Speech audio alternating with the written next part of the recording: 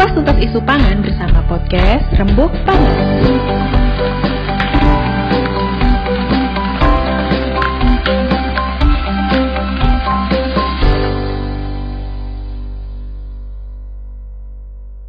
Halo Mas Panji, selamat siang. Asik, baik. Oh, saya yang ditanya ya. Aduh, selamat datang di podcast Kembali ke Dapur Bunda. Oke Mas, jadi hari ini tuh aku ada project perkuliahan untuk membahas tentang gimana sih rasanya makan bersama keluarga di ruang makan. Jadi tentang keharmonisan keluarga lah istilahnya. By the way, aku ngerasa deg-degan banget duduk di sebelah Mas Panji. Bapak Anda dan saya satu fans MU. Iya, MU garis keras ya. Iya, betul. Nggak ada tuh kalau ada yang mau nyalah-nyalahin MU, yang maki-maki MU langsung dia maju ke depan. Agak ekstrim sih bokap lu, gue sih santai. Oke. Terus. Mas Panji, sebelum kita masuk, aku mau tanya lagi sibuk apa aja nih mungkin selain... Nggak terlalu banyak, paling ini bantuin bikin konten di Pita Kuning, terus lagi nyiapin tour stand up yang dicoba untuk diselenggarakan dengan bijak di tengah-tengah kondisi seperti ini. Lagi ngedit film. Wow. Yang nggak tahu mau rilis kapan karena bioskop juga masih nggak jelas. Lagi jalanin perusahaan, gitu-gitu lah pokoknya. Jadi ada beberapa yang dikerjain, tapi intinya sih nggak terlalu ribet lah, biasa aja. Okay. Lebih ribet Raffi Ahmad. Sultan Andara, Mas Raffi ya. Oke, kalau Mas Panji masih menulis buku? Masih. Kemarin baru rilis buku Pecahkan tentang teori stand up komedi dan rencana mau nulis lanjutannya tahun ini untuk rilis tahun depan. Oke, mantap. Sukses terus ya Mas Terima Panji. Kasih.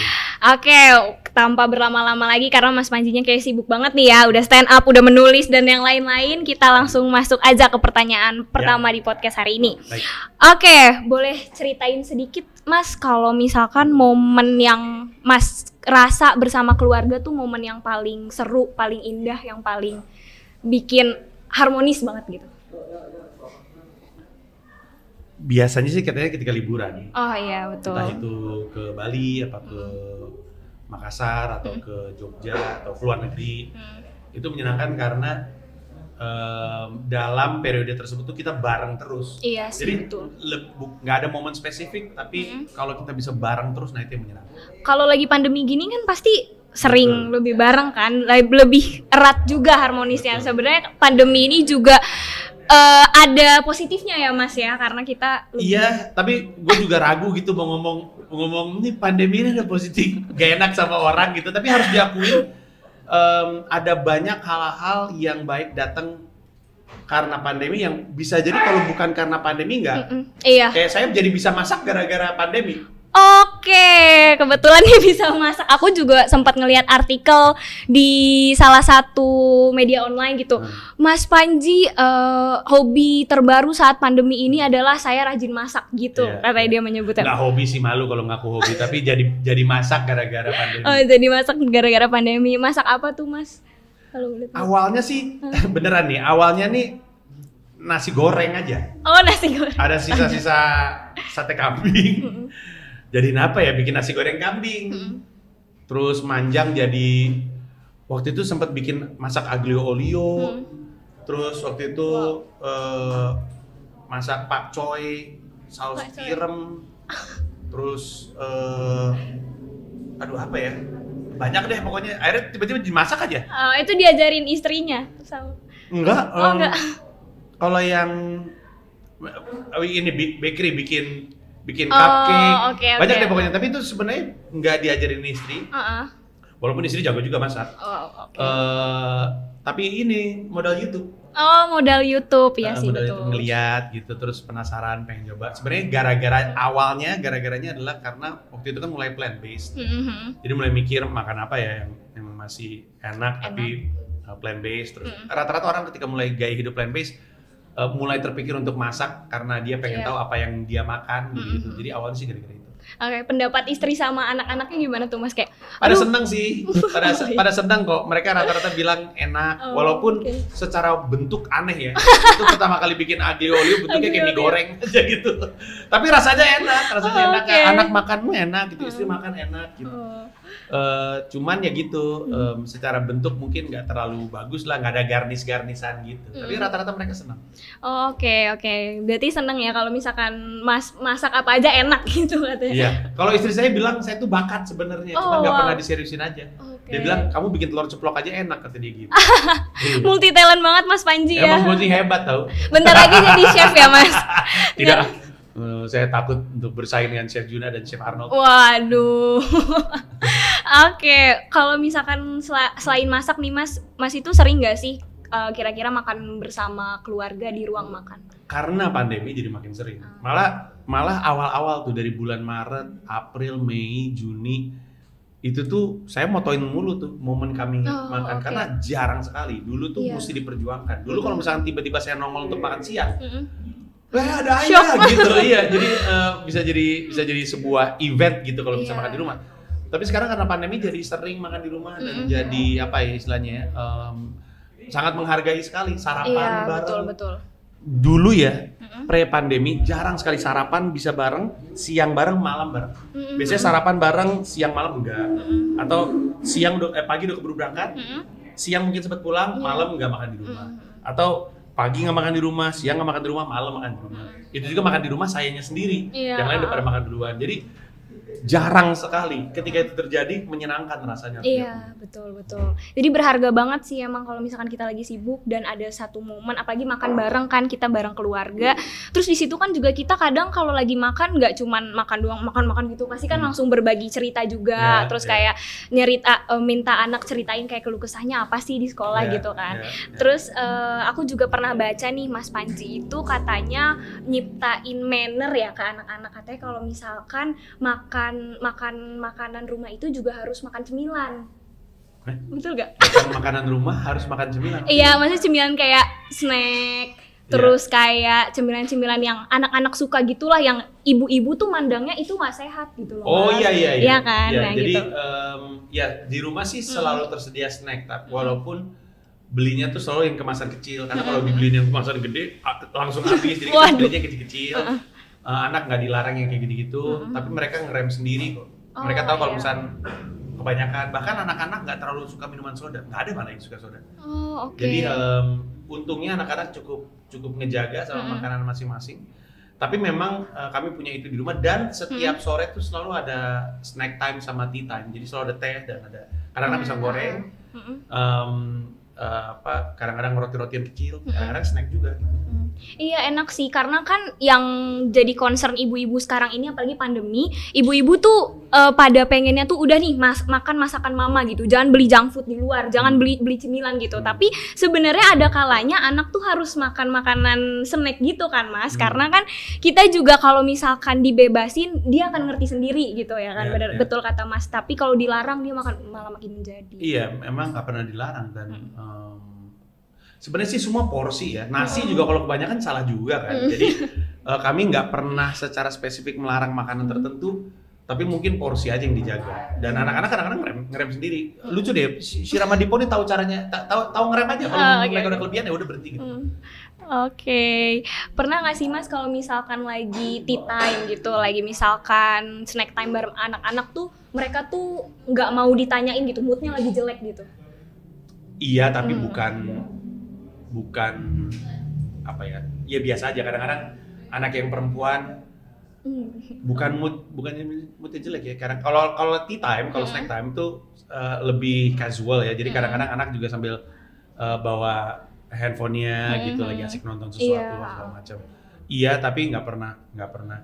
Setiap kali kami di meja, seingat saya sih nggak pernah ada yang dalam kondisi salah satunya lagi bete atau lagi marah gitu. Justru itu tempat dimana kita ngobrol. Iya, betul sekali.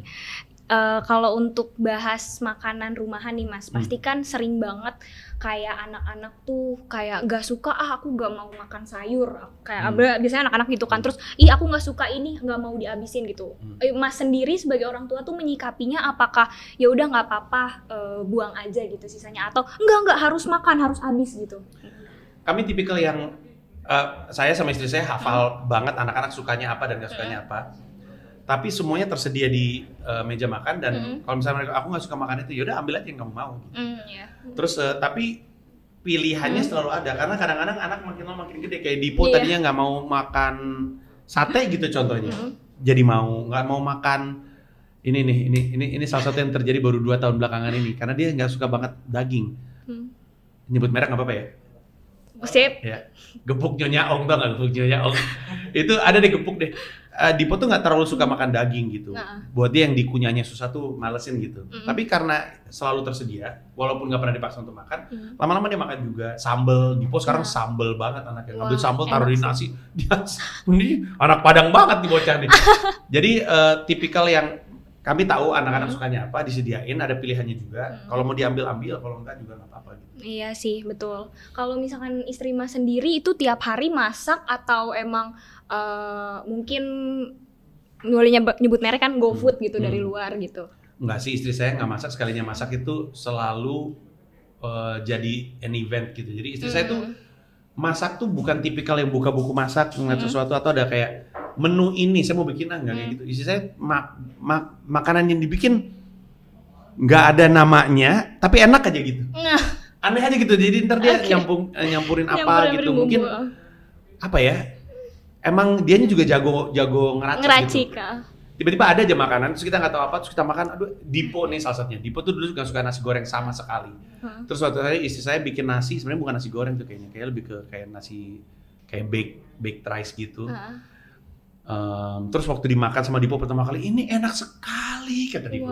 Sejak itu dia jadi mulai makan nasi goreng. Jadi terus kadang-kadang dia masak steak aja. Steaknya istri saya enak gila. Gamila kalau bikin steak enak gila. Jadi istri saya jarang banget masak, tapi sekalinya masak it's an event. Dan ya langsung jadi seru gitu, anak-anak langsung pada makan, kita makan gitu-gitu. Tapi kalau di rumah, kebetulan kan saya sama mertua saya, ibunya Mila, rumahnya nggak gitu jauh. Terus jadi kami sering kayak ngasih uang belanjanya, terus dikirimin makanan dari rumah. Jadi yang masak di sana. Terus Senin, Selasa, Rabu kami makan dari situ. Terus kadang-kadang kami pesen pizza sesekali, kadang-kadang kami pesen keluar restoran apa gitu. Ini istrinya Mas Panji orang Padang ya? Padang Sunda. Oh, pantes. Oh, kalau lebaran di keluarga istri saya, respect sekali setiap rumah. Gulai itiak. Waduh. Gokil. Emang gitu kali ya, karena biasa banget makan enak, jadi sense-nya juga bagus gitu terhadap bumbu gitu. Jadi kalau dia masak enak juga. Enak. Ya, orang Padang tuh jago masak, guys. Kenapa lu orang Padang juga? Medan. Tapi orang Medan juga jago masak. Makanannya enak-enak. Respect. Oke, Mas kan karena kesibukan kayak gini, biasanya ada nggak sih makanan yang Mas tuh pengen BM banget gitu, kayak aduh gue pengen makan ini nih soalnya kalau gue makan ini mood gue naik nih, kalau nanti stand up gue lebih meriah gitu. Nggak ada ya, mungkin spesifiknya. Saya tuh dikasih nasi taruh belado udah kelar deh tuh. Bener. Kadang-kadang nasi ya. Kadang-kadang nasi nih, sambel, kerupuk udah. Bener deh. Menikah sama saya itu gampang loh sebenarnya. Saya dikasih apa aja. Malah sebenarnya kan lagi ngurangin telur ya karena kan plant based kan.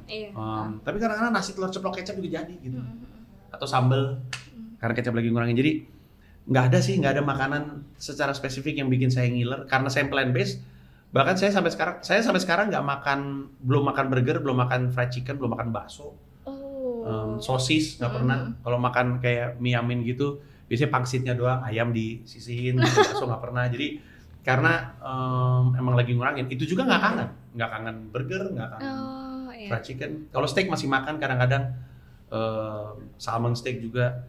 Tapi nggak ada sampai sekarang makanan yang gue pengen banget ngebet, nggak ada. Kalau pantangan makanan kayak alergi gitu mungkin nggak ya? Ada sih. Plain base banget ya? Ya apa aja. Ya kalau plain base lebih kepada sekarang sih emang pantangan daging. Terutama processed meat gitu ya, kayak sosis, bakso gitu-gitu. Tapi sisanya nggak ada pantangan. Dulu saya nggak suka nangka, tapi sekarang suka nangka. Jadi nggak ada makanan yang saya tidak suka, semua saya makan. Apalagi kalau gratis. Kalau saya ke Pita Kuning ditanyain makan siang nggak pernah bayar, tahu selalu ada, respect nih yayasan, bagus. Jangan-jangan saya salah satu yang nerima bantuan nih. Jadi sumbangan buat saya buat beli makan. Aduh. Oke, berarti kalau dari Mas Panji sendiri tuh, kalau dari Mas Panji ada nggak sih kayak junk food tuh nggak baik, enakan masakan rumah gitu, berarti nggak ada kan? Nggak juga ada sih. gitu. Saya tuh orang yang sangat percaya semua tuh tergantung porsi. Jadi kalau kayak tadi saya bilang makan nasi kebanyakan juga salah, bisa gula gitu. Mie kebanyakan salah. Makanya saya makan apapun sih sebenarnya. Orang mungkin nggak setuju ya, nggak boleh kan snack itu MSG, tapi ya kan kita ngomongin kadar ya, asal nggak terlalu banyak. Kan saya juga nggak makan nasi pakai citato gitu, walaupun enak. Tapi saya nggak makan kayak gitu setiap hari gitu, nggak juga. Gitu. Aduh. Dulu waktu saya kuliah saya makan mie dan nasi. Ngalamin nggak? Nggak ngalamin ya? Wah, enak loh, enak banget. Respect, saya akui itu respect. Kadang-kadang mie goreng sama nasi ya kan, itu karbo ketemu karbo loh. Tapi dulu saya kuliah jadi metabolisme jauh lebih baik. Sekarang saya sudah gendut, nggak gendut sih sekarang udah kurusan, tapi metabolisme udah beda lah, jadi nggak kayak gitu lah, nggak karbo ketemu karbo. Ada nggak yang makan french fries sama nasi? Lebih aneh lagi ya, wah aneh lu emang lu. Enak. Makanan paling aneh yang gue pernah makan, yang orang nganggap aneh tapi gue ngerasa biasa aja, itu makan nasi pakai durian. Iya ampun. Karena di Palembang itu ada namanya tempoyak.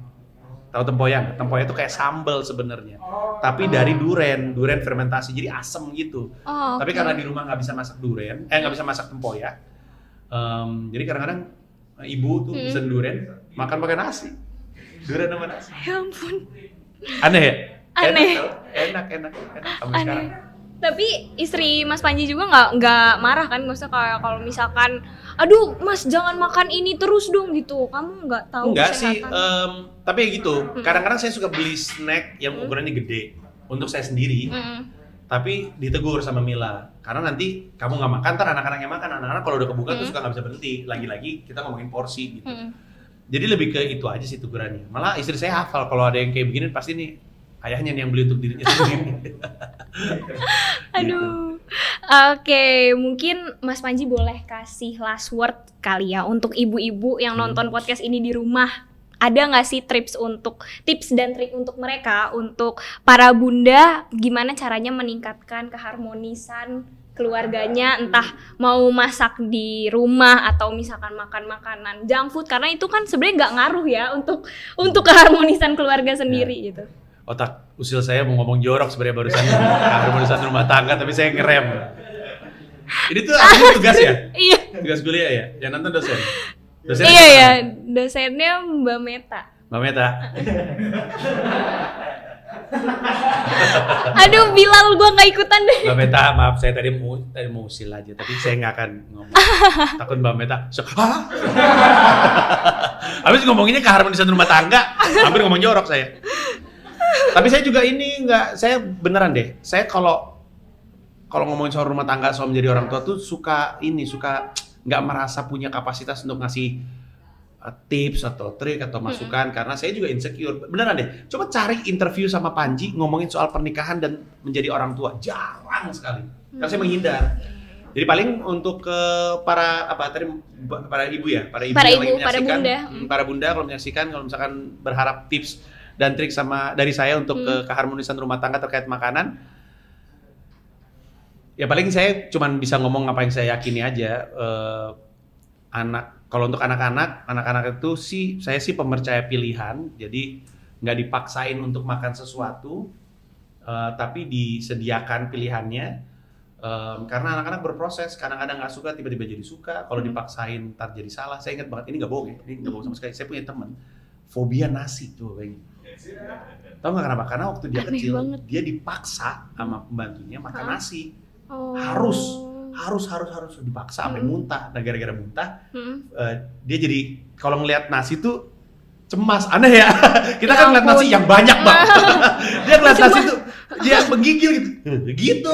Aduh. Intinya apa? Intinya dipaksain tuh nggak pernah tepat lah. Jadi lebih baik dikasih pilihan, dan kapan lama-lama kalau dialog antara orang tua dan anaknya terbuka, dan itu yang paling krusial sebenarnya. Enak untuk kita ngarahin anak-anak pada akhirnya, sehingga ketika logikanya nyampe, dan akan nyampe juga anyway karena anak-anak zaman sekarang pintar, mereka sadar dengan pilihannya sendiri gitu. Di luar itu saya lebih percaya soal porsi ketimbang apa yang dimakan, karena apapun juga jelek kalau kelebihan gitu. Jadi bukan berarti snack nggak boleh 4 sehat 5 sempurna. Pertama, paradigma 4 sehat 5 sempurna juga lagi debatable ya zaman sekarang. Tapi saya sih pemercaya pemercaya porsi aja. Kalau nggak kebanyakan apapun tuh sebenarnya nggak apa-apa gitu. Oke. Kecuali narkoba hindari. Oh, Tapi hindari ganja bukan narkoba. narkoba. Tanaman. Ibu Meta. Oke, thank you so much Mas Panji atas waktunya. Karena ini temanya terbatas ya. Temanya tentang dapur, makanan. Nanti kalau podcast sama Mas Panji lagi mau ngomongin tentang MU ya. Mantap.